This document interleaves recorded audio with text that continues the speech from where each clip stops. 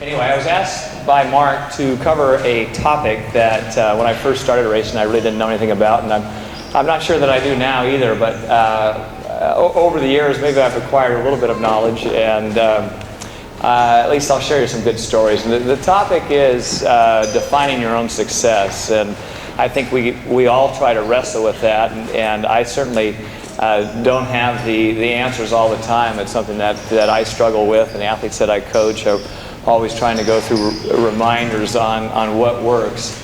And in addressing this topic, successful people, I always admire people in any profession, not just athletes, that when they're kind of in that realm, everything ticks. And what is that realm? When everything ticks very, very well, it's really being in the moment. And you can almost see, an athlete when they're performing well. They feel it, they taste it. You see it on their face, and certainly in this sport where we have an opportunity to see people for a while they're exercising, whether it's Olympic distance or half Ironman or Ironman distance. When people are in their groove, they're not thinking about anything else. And we've all been in that situation many, many times in training, and certainly hopefully had races where you are just in the flow. And that sort of successful feeling, we all like to try to garner it and keep tapping into it. And sometimes we can't really define how we get there. One of the biggest problems and obstacles that we have is that we all have an innate number of fears. And in looking at those fears, I certainly had them in going through my career. There's kind of four that are very recognizable. The first one, and for a lot of you that are just beginning, and just out of curiosity, how many have never done a triathlon but you're here at the expo? Oh, that's brilliant. Look at that, we've probably got 20. And how many of you are pretty seasoned? You've done, 30 Ironman races? How about 5? How many have done 5 or more? 5 or more Ironman. Yeah, not that is the barometer of success by any means. Maybe you're kind of silly. How many have done Olympic distance races? Okay, we've got a big handful, big smattering. So, in looking at those fears, one of the first fears that we have is a fear of the unknown. And when we first jump into something, there's a lot of unknowns. When I did my first Ironman race way back in 1980, there were a lot of unknowns. I think I was very naive. I was pretty green stepping up to the starting line for the first time. I didn't have a mentor or a coach to follow. And when the race director was going over the race criteria, I was just thinking to myself, as we were seated in a small room, there was 108 people that year, what am I doing? What am I doing? I've got 2.5 miles to swim and 112 miles on the bike and then a marathon afterwards. I said, wow. And then actually the first time I heard about the race, I was in Hawaii doing the rough water swim in 1976. 78, and it was the inaugural year of the Ironman, and a guy came up to me. That guy happened to be John Collins, who was one of the inventors of the sport, and I had done well in the Waikiki rough water swim. He said, "Oh, Dave, you should try this Ironman race." And I said, "Oh, wow, let me just take a look at it." And I read this sheet, and I've mentioned the story many, many times, and I looked at it and I said 2.4 miles of swimming. Well, I had done the original Waikiki rough water swim, that was 2.4, and I had swam in college, and I said, well, that doesn't sound too tough. And then it was 112 miles of cycling, and I thought, wow, that could be a long day, and then it had a marathon run on the end, and I turned to him and I said, gosh, that's a tough 3 days. And he immediately corrected me. He said, no, it's 1 day. And so, for whatever reason, that kind of intrigued me. I said, really, people survive that thing. I might sign myself up. So that fear of the unknown, some of us have that, and I think in the first time situation, we're all presented with it. And again, a lot of times it can be from a very positive side. The second one is a fear of disapproval. And for a lot of adults, we don't have that, but certainly in business we have that. We always have a fear of kind of stepping outside of our boundary and taking a risk. And because someone's going to be watching you, and if you are outspoken, a lot of people don't like that. And so that disapproval rate and that fear that we sort of built up is really put out there by our peers, and it's something that it becomes a big psychological and emotional hurdle that can really stymie your progress. And I see athletes that have this all the time. They're always worried about someone else thinking this. The third one is fear of commitment. And I was just talking to a gentleman after my talk this morning, and he said, well, I'm planning to do a half Ironman race. And that half Ironman race, I just kind of want to just do it. And I looked at him and I said, why don't you just stay at home and read the newspaper instead? I mean, I didn't say that to him, but my point was to him that if you make a commitment to do an event, to do something, then even if it's, okay, I want to do it for fun, that's fine, but define the parameters. What are the parameters? Because if you don't commit yourself, then you never take that risk, and it develops a very big vein of mediocrity and complacency. And when I find athletes that I have that don't make a commitment, and we all sort of wax and wane, there's different times during the year where we can be easier on ourselves, and we should be easier on ourselves. But that fear of commitment is a huge one. And quite often it hits us, the more seasoned athletes, it becomes quite often apparent that an easy way out is not to commit. And the last one is fear of success / failure. And there's a fine teeter-totter between the two. Fear of success or fear of failure. And I'll use an example, and I would use it if she was here. I'm sure a lot of you have heard of Chrissy Wellington. Pretty good athlete. She could be a lot better. I've coached her the last couple years and know Chrissy quite well. One of the fears that she has is that she fears making a mistake. And she gravitates to the side of fear of failure. Because her standards for herself, no one else, are so high that if she teeters to that one side, she fails. And what happens when you get to that point, and we've talked about this, and I recognize this within myself as well, and I can relate to her very, very well, is that if you're not at 100% and you slip to 99, you're no good. The standard becomes unattainable. And it's not the physical toll that it takes, it's really the psychological and emotional toll. So when we talk about fears, it really affects that mental side, that disposition that you have, the outlook that you have in trying to move forward. And it can stymie athletes at times. Just out of curiosity, not necessarily those four that I mentioned, but how many have fears? How many have fears? Okay, come on up here in front. Let's bring them up now. No, I'm just kidding. I wouldn't do that. I might talk to you afterwards, though. How do you deal with the fears? How do you overcome these fears?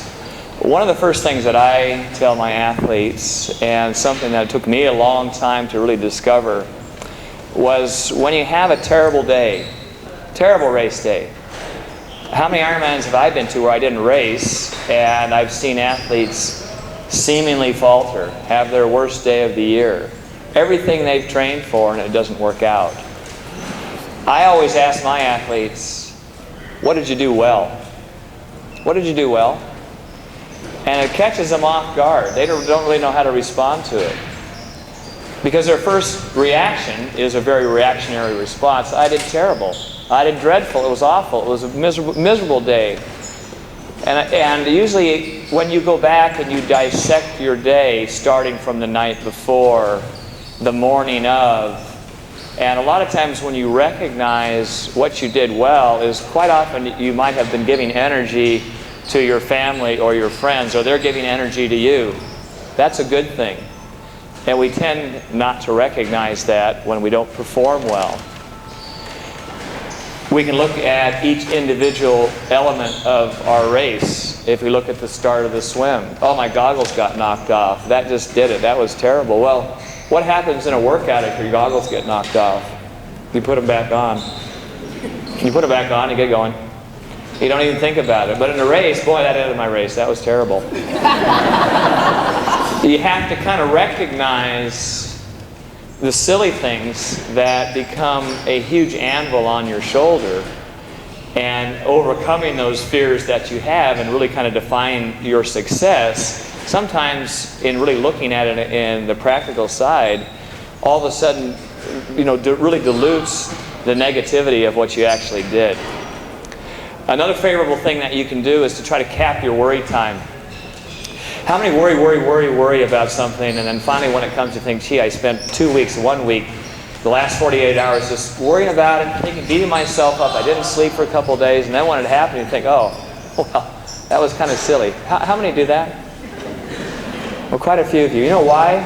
Because there's a lot of Type A people in this room. And there's a lot of Type A people in this room, and fortunately, that's kind of a good thing because it can work to your advantage too. I'm Type A in a lot of ways. I'm disorganized in a lot of ways, but when it comes to competing, I'm pretty Type A. Cap your worry time. The third thing is that we all have an ego, and I think when we look at our ego, it can work two ways. One, if it's over the top, if that ego is so inflated, you're really not listening to yourself. If you're always thinking you're a step above everyone else and you present yourself that way and you're outspoken that way and you're very brash that way, your ego's going to tear you down.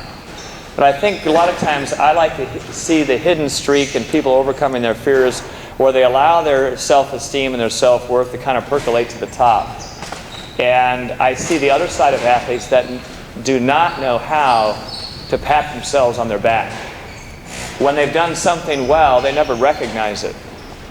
I always tell people, savor those little successes. Those are magical. Savor those little moments in your training preparation, in your race, and that's when you go back where you say, gee, that was really magical in that particular race. I can look back, and I'll talk about this one just a little bit more. In '96, I did the Ironman race. That was the last time I truly attempted it. And I felt after the '94 race, when I was second behind Greg Welch, that I had an opportunity to win the race. And silently going into that race, I tried to keep my ego in check, and I said, I think I corrected a few things in '94. I'm actually stronger in '96. I think I can actually win this thing. And it didn't work out that way. The swim, I had a dreadful swim. I was way off the back and seemed to struggle mentally with not being in the position that I wanted to be on the swim. But I knew my bike was very strong, and I got out on the bike, and in the first 5 or 6 miles I felt kind of flat. And I said, well, my legs are going to kind of come around. They'll come around. And they didn't come around. And there was probably I would say 500 times this fleeting thought, I gotta quit, this is terrible. I was second last time I did this, and I kept seeing all these forlorn looks on the course of people thinking, gee, Dave, you're 42 now, you should have bagged it, you should have just should have stopped at 94 when you came in second. And then it kind of dawned on me about mile 85 on the bike that I wasn't going to die. It was a training ride that I've had many thousand training rides, and my legs just felt heavy. I thought I'd figured out how to race this event, and I just went into the race a little bit flat on the swim and the bike, and then all of a sudden I turned this other switch on, and I said, you know what, I still can be successful. I'm going to go like fury. I was thinking of another word. I can't do that, though, because this is in the public. I was going to go like hell on the run, and I saw my family and friends out on the course towards the end of the bike, and I could kind of see their dejected look, like, Dave, this is a tough day for you. Probably a good idea that you might quit. And I yelled to them around mile 85, and I said, where is number 10? And they got the hint. They wanted to know, my cue was I wanted to know where the 10th place guy was. Could I possibly catch him on the run? And when I got off the bike, I thought I was in maybe 50th or 60th place. I had no idea. I didn't find out till after the race. I was in 26th place off the bike and ran up to 5th and had the second fastest run, and was able to catch the 10th place guy at about 13 miles and end up catching the 5th place guy at mile 21. And in some ways that race was my most successful Ironman race ever, but I'm never introduced as Dave Scott, 6-time Ironman champion, and by the way, he got second 3 times and got 5th also. But sometimes that 5th means more to me than the other ones.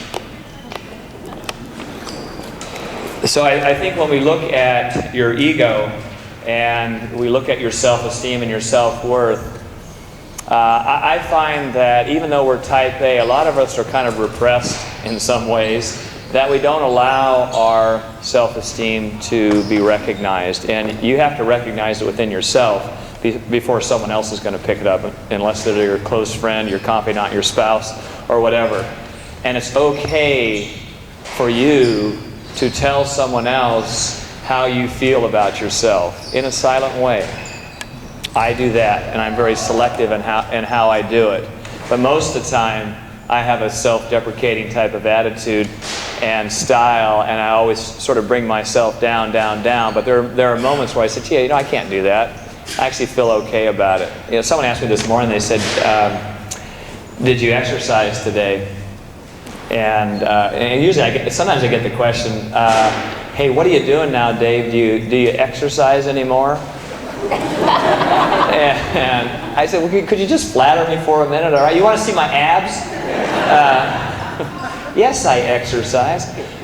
So I ran 7 miles this morning and did some strength stuff, and I'm going to swim in this glorious pool sometime later today. But I need to do that for my self-worth.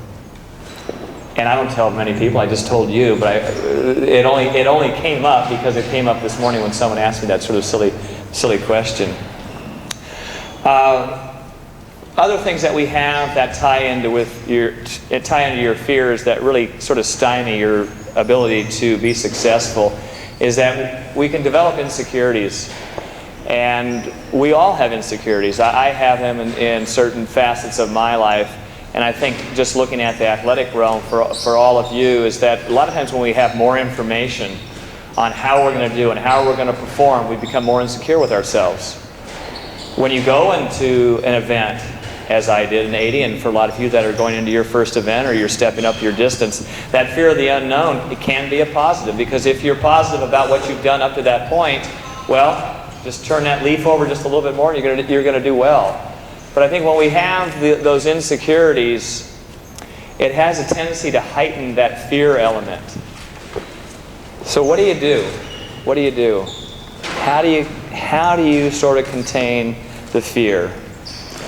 I found the easiest way in coaching athletes is that we have to have boundaries. And when I talk about boundaries, if you allow yourself to contain yourself, and you contain yourself by having physical boundaries, and you also contain yourself by having emotional, spiritual, mental boundaries, then all of a sudden that ability to push the right button to be successful becomes easier. When we don't put the expectations on ourselves, it comes back to that lack of commitment. And all of a sudden when you put a boundary out there, there's a fine line between what a boundary is and what a goal is. And they overlap each other. And what I like to tell my group of athletes back in Boulder is that when you're setting a goal for yourself, there's a couple of easy things that you can do. One is you set it really short term. Set it every 10 to 14 days and write it down. If you write it down, then you've made a commitment. And most of us, when we set a goal, it's not really tangible. We say, well, I want to do this. And it's sort of a fleeting thought, and it comes back in, and then it disappears, and it comes back, and then you've kind of lost time. But if you actually put down the date and you put a little byline next to it, and you have a goal, it becomes very tangible. And that 10 to 14 days, you're looking at it. You can put it on your refrigerator, you can put it on your laptop, you can put it in your back pocket, wherever you find that it's easy and it's accessible. You'll find that it'll remind you that your goal is this. In talking to the group this morning in the Half Ironman program, I use the example that if you have time off, you're injured, you have family commitments, and you have a block of time where your training has kind of gone downhill, there's a magical thing about your physiology that a lot of things can change in about 10 days of exercise. And athletes always say, well, gee, I had a bad da-da-da-da-da, I got my race coming up, and I said, how many days do you have left? and they say, oh, I've got 12. And I said, you got plenty of time. You got plenty of time.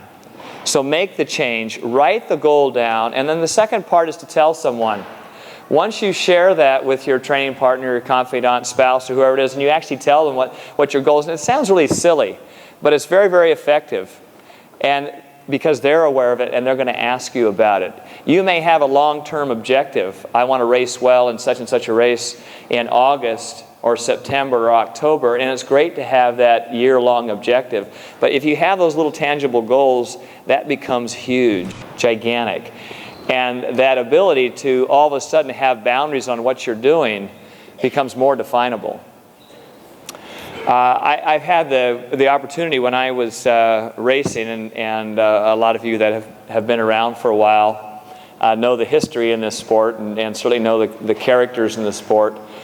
I just wanted to mention 3 that really helped define my success through my years. And Scott Molina, one of what was called the Big Four, was the youngest of the Big Four, and Scott is still competing.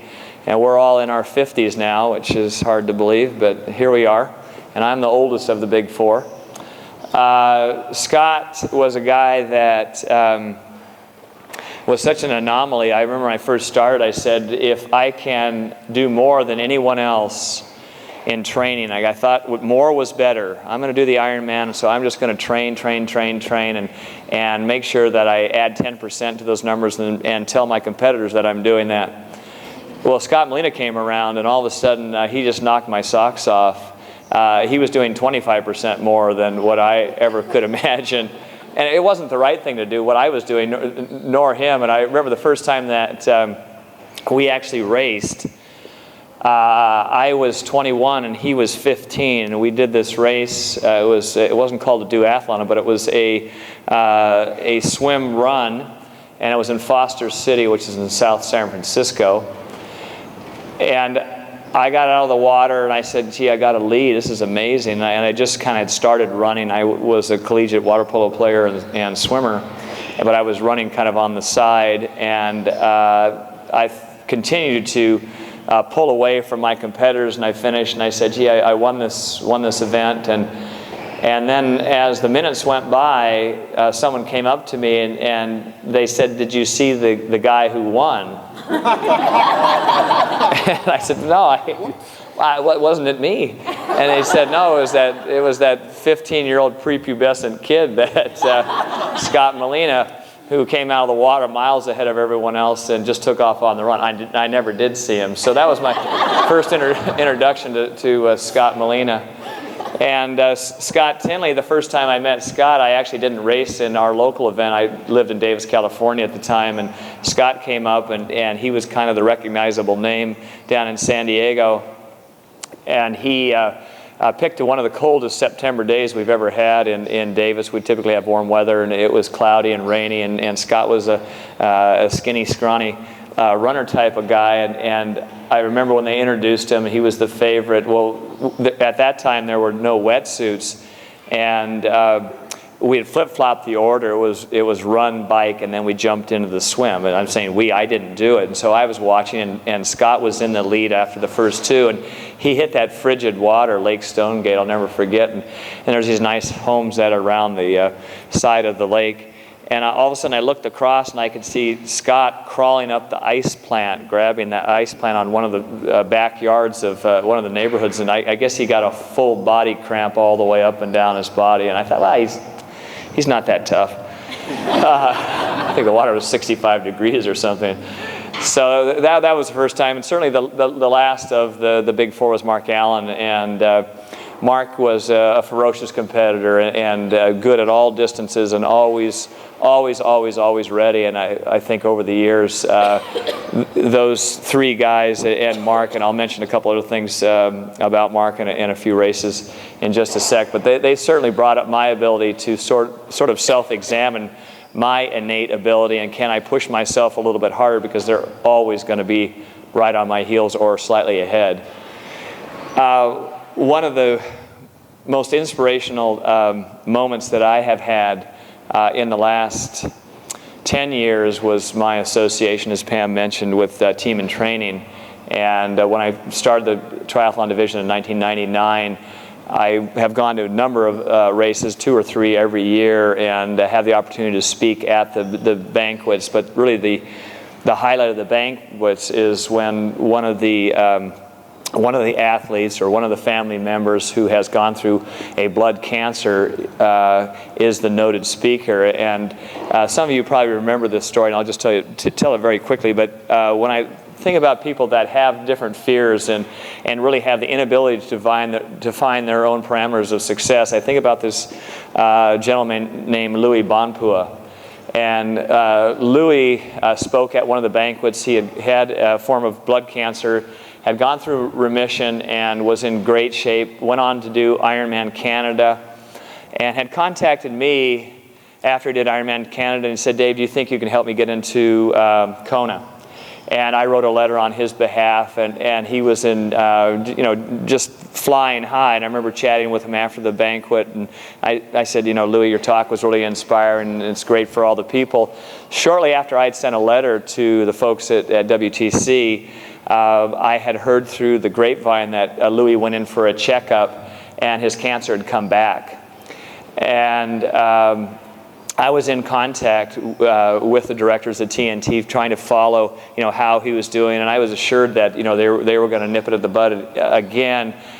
And as it got closer to Kona, we realized that his condition had really deteriorated to the point that they said he's not going to make it. And his last wish that he had, this was in the 2002 Winter Olympics, and the torch was coming through, I think, San Francisco, and he was in the hospital room at the time. His family was there, and it was actually featured on national TV. He said, "I'd like to go out and grab the torch and run the 1/4 mile and then come back here. That's my last wish." And I remember seeing his blog at the time and hearing the stories about how courageous he was.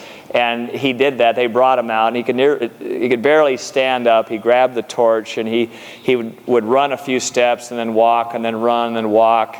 And he staggered through that 1/4 mile. And of course, in San Francisco, there was a huge throng of people, and everyone knew his story. He came back to the hospital, died later that night. And when I think of the story, if there's a happy ending to that story, I always think of him when I think of people that really have overcome their fears and took it to the final level, and really showed the world what the human spirit can endure. And Louis was certainly at the pinnacle of success. Just lastly, when I look at successful variables and people that have those, sometimes I come up with a list, and it's about 15 items long, and sometimes it's down to 5. But I'll give you my list and just share a couple things here. I know that I've got only about 4 hours to talk, so let me check the time. I think I'm okay. And we're also going to have a giveaway for some Green Layer products. That's what I'm wearing. I have a clothing line, so stick around afterwards. And we have all sorts of fashionable pieces. The first one is everyone should have what I call intentions or a plan. And a lot of athletes are really abstract. And it gives them that out because it's a non-committal. If you don't have any kind of plan, and it can be minimal, but write down something and be willing to adjust it. Tweak it a little bit. You can't be so rigid that you cannot tweak it. That's the first thing. The second one is, I talked about boundaries, and within the boundaries, don't limit your ability to take risks. If you take risks, then all of a sudden, when you step outside, and again, setting the boundaries within your normal expectations so they're not so lofty they're ridiculous, but all of a sudden you step outside 10% of what you've normally done, what that feeling is. And I think a lot of you have probably had one of those races where you said, you know what, I didn't really expect it, but once I got into the flow, I just felt so good. How many have had one of those races? Oh yeah. There's more to come. There's more to come. So be willing to take a risk. Be willing to take a risk in your workouts. You know, people always ask me now, they said, well, do you still like to swim, bike, run? I said, yes, I enjoy all three of those. And can you work as hard as you normally did, you know, for all those years? And I said, yeah, I still do the same thing. I get in the swim lane with all the fast people, and I barely hang on to the back end, and they beat me up every day. And, you know, my goal is just to extend myself as far as I can. And I kind of look at it, so I've only got 40 minutes where I just got to punish myself. I can do it, I can do it, I can do it. And it's always a game. And I think when you think about taking risks, it becomes a real positive game. The third one is make sure that you keep your faith in yourself. I think sometimes when we lose faith in ourselves, we lose the ability to keep driving ourselves forward. Faith breeds the highest probability of success. When you have that internal faith within yourself, you're going to be able to pick yourself up when you're down and say, okay, I struggled there. Failure or not succeeding or not making your goals or not following your plan doesn't mean that you have failed, that you're not successful. The people that are successful still have faith within themselves. And they're able to override that and step out of that. Savor those successes. That's the fourth one. Savor the successes and the little ones along the way. The fifth one is, and I've always found that this is probably the easiest one for me, is maintain your sense of humor. Maintain a little bit of lightness. And, you know, I use Chrissy as the model, and I said, you know, Chrissy, I wish you wouldn't follow my program 100%. I wish you would just go out and run just to run. I wish you'd just go out and ride your bike just to ease your mind on some days. Just for that peace. Don't look at your heart rate. Don't look at your speed. Just enjoy it to be healthy. Because the rigidity of a program and not having that little bit of levity or lightness doesn't allow a person to do that. I'll use an example. When I was coming back for the 94 race after 1989, I was second to Mark. Ooh, that hurts. I'm not going to talk about that one too long. In 94, when I came back, I decided to do a half Ironman race in Panama City. And it had been a race that I think is still there. Is that correct? Panama City half? Is that still in the books? I haven't been there in a while. Some of you are nodding your heads. And so there was a lot of fanfare about me coming back to doing Hawaii after 5 years. And I remember I was featured on the cover of Inside Triathlon, and I was wearing like gym clothes. There was no, I didn't have, all my sponsors had left, and you know, I had just found some old clothes from college and said, oh, I'll wear these for the photo shoot. These look great. And right before the race, I was able to get, and I won't mention the name, I was able to get a bike sponsor.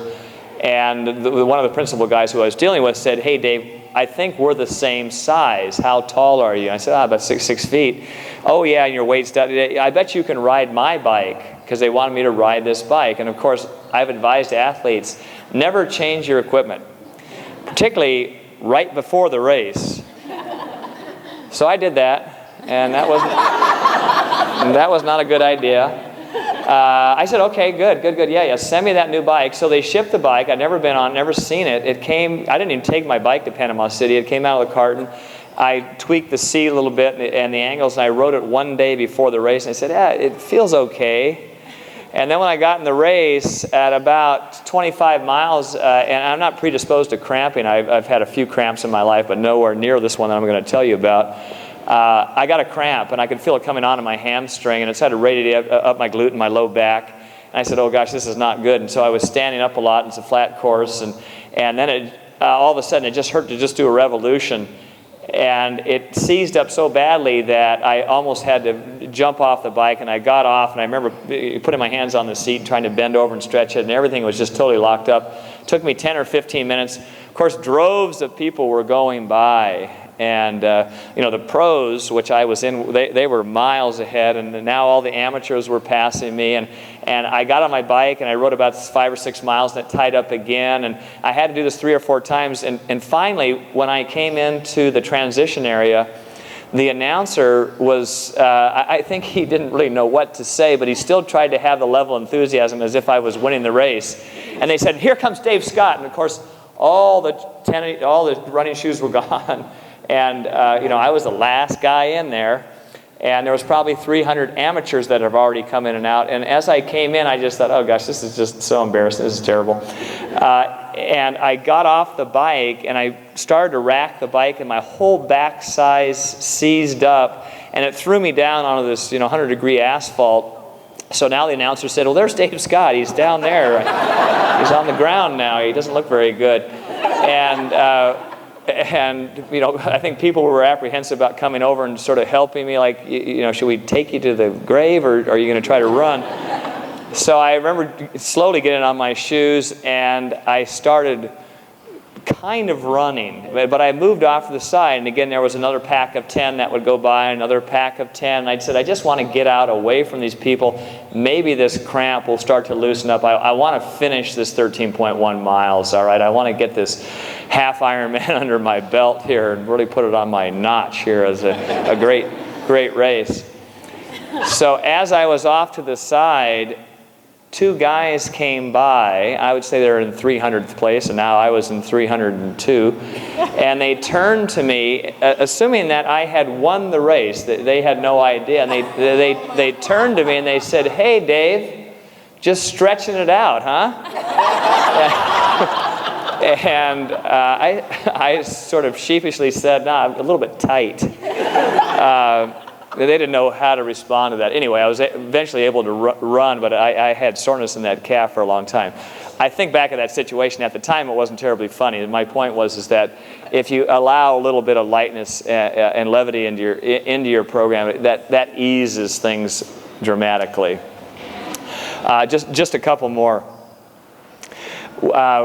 When I did the '89 race, and I kind of look back at that particular race. I'd won Hawaii 6 times, and Mark was having a stellar year. We had raced together in Australia in April of 1989, and it was about a 3/4 distance race, similar to what Nice was years ago.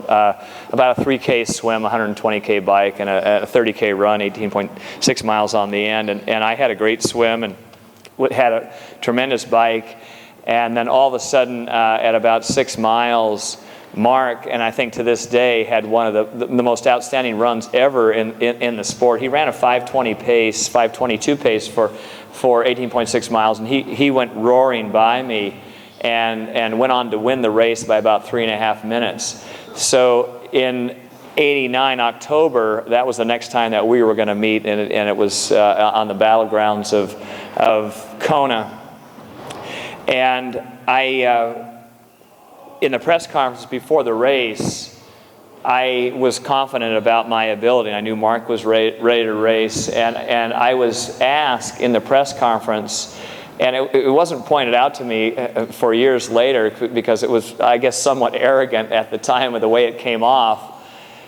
One of the reporters said, "Dave, what do you think you can do time-wise this year in the race?"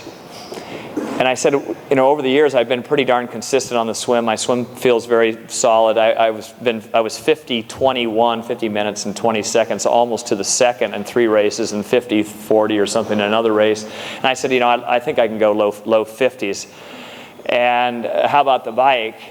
And I said, well, I know I can average around 25 miles an hour. I think I'll be at around 4:36. And they said, how about the run? And I said, well, the run, I'm truly confident that 6-minute pace, 2:37 high, is doable. And the person that answered or asked that question said, do you know that adds up to, with transitions, 8:06 or 8:07? And I remember I looked at him, I said, oh, really? And I said, well, that sounds reasonable. And Mark and I kind of joked about this years later. And he said, as soon as that came out, and you said 8:06 or 8:07, Mark says, gee, I've got my work cut out.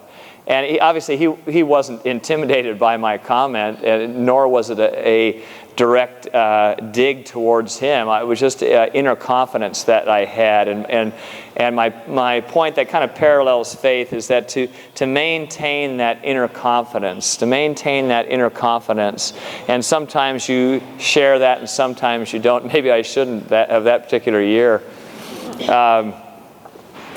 The last two that are on my list for defining success is that, and I kind of alluded to this just a minute ago, is that I think everyone that has the opportunity to dive into this sport, and obviously I'm incredibly biased. I did my first race, as Pam said, in 1976, so I've been around a long time, and I think that you have to have a passion for what you're doing, and the passion should really stem from being healthy. And all the other things that go along with it, your training group, the races that you have, the half Ironman, those are all the extras. And I think once you establish a healthy lifestyle, and I don't mean just the physical side of it, because I wrestle always with the emotional and mental side of it. And I find that because of my makeup, that I always want to be perfect. I'm not perfect at all in a lot of different ways, but some of the areas I want to make sure that I deliver the best message or whatever it is. And that's a very, very difficult standard. So develop a passion for what you're doing. And when I was getting ready for my races in 94 and 96, I had a golden opportunity to meet with a friend of mine. We actually went to undergraduate school, and he was a professor now at Colorado University in Boulder, where we live right now. And he said, "Dave, why don't you come in?" I had two small kids. My two boys were young at the time, and my schedule seemed pretty cloudy, and I just didn't have the time to train. And he kind of sifted through my life schedule. And I told him, I try to work this out on such and such a days, but I'm trying to squeeze this in. And he told me one saying, and I've shared it, and it's not the most monumental saying, and I'm sure a lot of you have used this mantra with what you're doing. But I found that it really drives me all the time. From getting up this morning on East Coast time, and I'm on Mountain time, I've got to exercise because it makes me feel better so I can talk to this group. I've got to be alert today, and I've got to do my thing. So I make it a point, and he said, do what you can do at the moment. Do what you can do at the moment. And I've always used that because it eliminates procrastination. Because I was a huge procrastinator, because my standards were so high. If I couldn't do it at 100%, 99 wasn't good enough. If I had an hour and a half run and I could only run for 50 minutes, way back when, I'd say, forget it. I'm not going to do it. And so that would cause a lot of emotional turmoil. And I think we all wrestle with that. So if you can remember that, do what you can do at the moment. And the last thing on define your success is I feel everyone has an obligation to be the best that you can be. And to share that wealth, that knowledge, that interest, that profile with other people. And when you do that, you're going to broaden your horizon. And fortunately for me, I've seen lots of different athletes, from the team and training folks that I deal with, to the professionals, to the elites. And I've seen some people that have a very myopic view, a very closed view. And the ones that really flourish for a longer period of time open up and expand that big ray of sun. And so for all of you, I wish you all the best. I'm sure I'm going to see a number of you at races this year, and so come up and just say, I heard your talk, or I stepped on your foot, or don't call me Mark Allen, but hopefully I will see you. So I think I have a couple minutes. I'm not really sure. Yeah, a couple? I'll be glad to handle any questions here, and then I'm going to turn it back over because I know we're going to have a drawing. I have 5 minutes. Okay. Yes, sir. How do you feel in that last Ironman race when you had Mark Allen, went through the whole swim, the whole bike, when it came down to that last, whatever miles? How do you feel? What Gotcha. I gotcha. The question was, how did I feel when I was with Mark Allen right near the bitter end? And you're referring to the 89 race. I guess I felt a little more tired than he did. My plan with Mark, we had started off, we were glued together on the swim. He was on my feet the whole time. On the bike, he always was behind me. There were 2 times, and I've mentioned this many times, that I said I'm going to break Mark. And one was around 80-something miles, another one was around 95 to 97 miles, and I wanted to go 3 miles virtually as hard as I could. I never saw his face. I never could see his cadence, his body language. And I felt great on the bike, and I felt if I had those 2 moments, one physically just to break him, and psychologically it would be over with. And I tried those 2 times on the bike, and it didn't work. We came in on the transition together, and we went on the run side by side, and a close friend of mine who's been to all my Ironman races, one of my greatest buddies, Pat, he gets all of our splits, and he said, you guys went through the first 8 miles at a 5:48 pace. And that was too fast. But I felt good, and Mark obviously felt good. And at all the aid stations after mile 3, Mark made a very aggressive, assertive move, a legal move. And to this day, I think, gee, why didn't I do the same thing? Because I actually thought about it at the turn point that I would be on the inside. He came on my inside, so at all the aid stations, he was able to grab the aid from the first person. I would fall back about 10 meters, get the aid, scream at him, and then surge back up. And so I had about 22 of these surges. And so to get to your question, at the top of Palani Hill, those of you that have been over to Hawaii, there is a kind of a long grade. It becomes a pretty significant hill, and it actually comes at the mile 24 mark in the run. I said, when I get to the top of the hill with a mile and a half plus to go, I'm going to break Mark. I have really unsightly, terrible running form, but I can run downhill pretty fast. And Mark is a beautiful runner, and I didn't want to wait to see if I could outsprint him in the last 200 meters, which I didn't think I could do. So I wanted to try to wear him out on the descent. And that picture is $100. Sorry, I'm kidding. So right before that 24-mile mark, I had fallen back to get the aid, and it took me about 3/4 of a mile to close that gap. And I remember shaking my hands out, and right at the base of the hill, that's when Mark made his move. And when he made his move, for each step that he took, he was gaining 6 inches on me. And next step, 6 inches, 6 inches. And my first reaction, as I've said this many times, was, hey, Mark, wait a second, I'm going to do that to you in just a minute. Now, hang on. And my second was, I got to go. Get it. He's making the move. You got to stay with him. And I couldn't answer it. And we got to the top of Palani Hill, and Mark had 30-odd seconds on me, and I knew the race was over with. He was flying, and even though I could take a car going down that hill, I'd never catch him. We finished 50-odd seconds apart, and my world record at the time was 8:28. Mark went, I think, 8:10, and I was 8:11. I don't even know the times, or 8:10 something, I guess. And the run times that year, there's no chip timing. Mark's actual run time was 2:38.50 something, and mine was 2:39. It's in the books as 2:41, I think, or 2:40. So we ran pretty well, but I didn't run 6-minute pace. If I'd run 2:37.50, like I said in the press conference, I would have beat him. Coulda, woulda. Yes.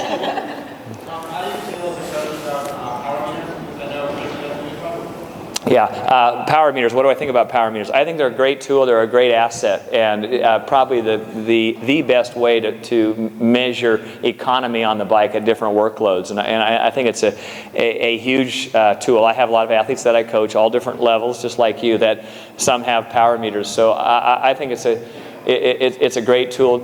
Chrissy comes from the old grain of salt, and we monitor a little bit on heart rate, but it's basically on time or speed. And that's her choice, and I work with her on that. And is it ideal? Could she be, would it help to have a power meter? Probably at times, yes, it would. Good question. Yes, sir. Been in the sport for about 26 years. What advice can you give to us older guys who see our times going down? Yeah. Just not as much as it used to be. His question was, he's getting old, and he kind of threw me into that as well. What advice do I have as we age? I think the biggest thing is that a lot of times when we age, we use age as a crutch at sometimes, and I'll be very specific. it allows us to feel as though all the sessions that we do can just be moderate. I'm just going to do everything kind of aerobically. And what happens is that we end up losing a little bit of muscle mass. And when you lose a little bit of muscle mass, even though you maintain your same body weight, your productivity or efficiency goes down. So you have to maintain at least 1 or 2 sessions of higher intensity each week. That's key. The second thing is that everyone in this room, and it's sort of a blanket statement, should be doing some form of injury prevention or strength training. And some of that injury prevention or strength training that you're doing needs to be at a higher intensity, where you go to muscular fatigue, not failure, but fatigue. And I mentioned this to the group this morning that if you're doing that and you're doing full body exercises, that you elevate HGH, human growth hormone, naturally, and you also elevate testosterone, which helps burn fat and develops lean tissue. So if you do that, that is a huge plus. Got to eat well, sleep well, and there's a few other things in that book that I'll share later. Okay, how'd that cover it?